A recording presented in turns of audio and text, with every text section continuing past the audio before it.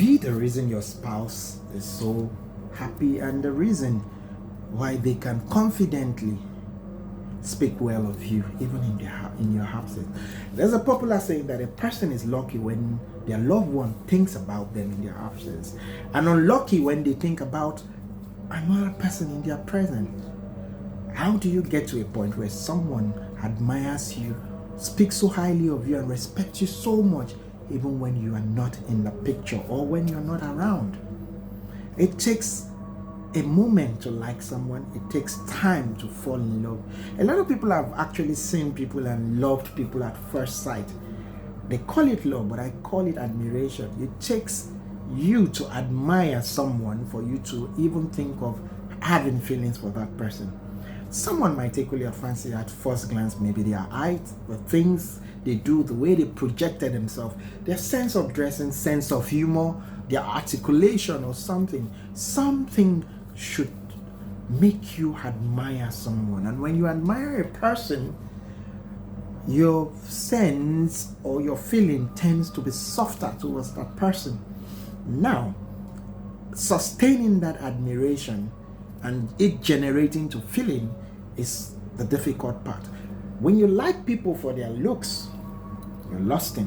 When you like people for the way they talk, you're impressed. When you like people for how their kindness, it means you appreciate their generosity. But when you like someone because you feel the need to want to see them, the need to just watch them for no particular reason, it means you have admiration and a little bit of feelings for those people. People would say that feelings takes time to grow. Most definitely it does. But then you would agree with me that the moment you see someone you had things towards, you know right from the start.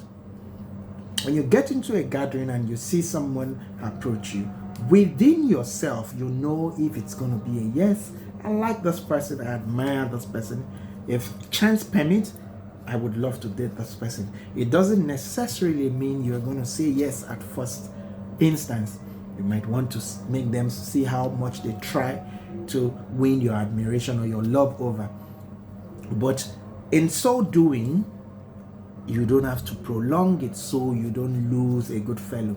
But that's not what we're talking about. We're talking about how the respect you put or how you treat your partner goes a long way to show how much they mean to you.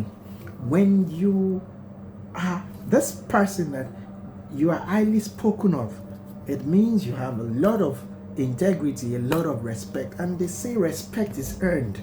You tend to earn respect in relationship when you don't want to win the argument all the time, when you don't want to be right all the time.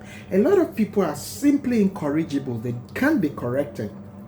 They think everything they do is right, their actions are right, the steps they take are right.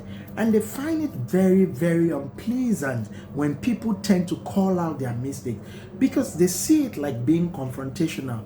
Loving someone is being open to correction. Loving someone is being open to, being directed. Loving someone is being open to the fact that you are not always going to be right entirely.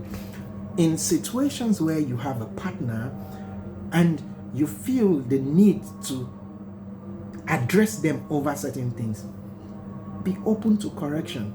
Put yourself in a position where your partner can easily confront you with facts and tell you, oh, you did this is how I felt. Don't make it about being authoritative. And being an opposite sex, being a female gender, doesn't necessarily mean you are always going to be pampered. When you're being called out for things you've done wrong, accept and make amends. The same way goes for a man. Being a man doesn't give you the staff of authority over every action you take. Some actions you take are going to be wrong, might be wrong, and some might be detrimental. But if your partner is loving enough to tell you that this is it, do not shove the ideas. Every relationship have thrived on the fact that people look at their partners and they watch out for their partners. You see some seemingly beautiful relationship ends with, I would like to run it through my partner, Not because those are their special advisor, but because two good heads are better than one. Relationships that have both parties committed, loving, respectful. Now, the respect you give your partner when they are not around goes a long way to show how much you respect and how much you value them. Picture this: you are in a gathering as someone that is in a relationship, and you are being approached. The way and manner you conduct yourself in that moment, knowing that your spouse, your partner is not there, and they have no clue whatever is happening there, whatever is going on there, keeps your heads high or makes you question your integrity. You don't have to be faithful to your partner only when they are around. The love and respect you give them when they are not in the picture goes a long way to show how much you honor and value them. Be that partner that will be spoken highly of. Be that partner that people want to respect you and seek your opinion, not the type that want to enforce it.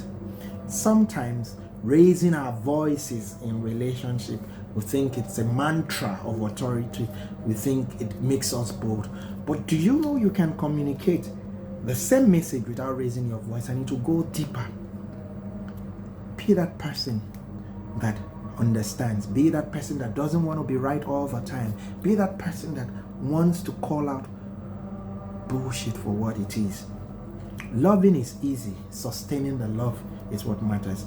Relationship is not going to be rosy all the time. There are going to be down moments. There are going to be times you see your partner and you don't want to see them. But what sustains that relationship is the love, the respect, the admiration, and the good memories. Let the memories of the good things and the good times you've spent supersede and outweighs the memories of the little misunderstandings you've had. This, when done properly, puts you in a position where you are cherished, loved, and admired by your partner. My name is Don Simple. Do have a wonderful day.